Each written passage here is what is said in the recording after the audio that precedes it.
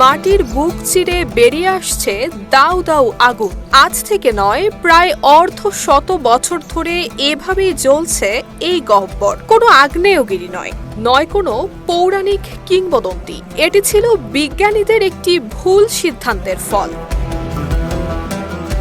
ঘটনার শুরু 1971 সালে তুর্কমেনিস্তানের কারাকুম মরুভূমিতে তখনকার সোভিয়েত ইউনিয়নের অনুসন্ধানকারীরা একটি বিশাল খনিজ অনুসন্ধান অভিযানে নেমেছিলেন। লক্ষ্য ছিল মাটির নিচে লুকিয়ে থাকা তেল।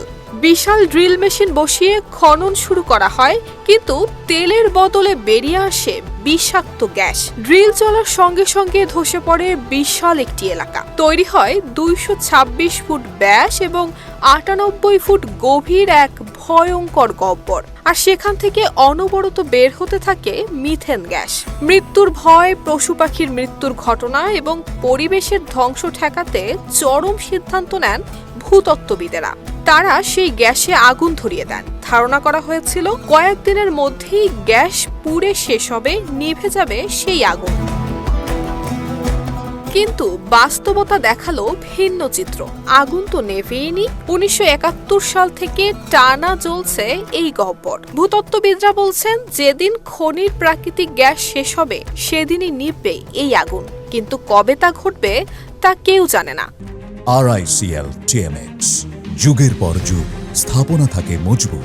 সময় পেরিয়ে এই জ্বলন্ত গহ্বর পরিণত হয়েছে বিস্ময়কর এক পর্যটন কেন্দ্রে। রাতে লালচে আলো দূর থেকে দৃশ্যমান, যেন মাটির নিচে চলছে নরক। কাছে গেলে প্রচন্ড উত্তাপের কারণে 10 থেকে 12 মিনিটের বেশি দাঁড়িয়ে থাকতে পারে না কেউ। এই অভিজ্ঞতার জন্যই এটি বিশ্বের কাছে পরিচিতি পেয়েছে নরকের দরজা নামে।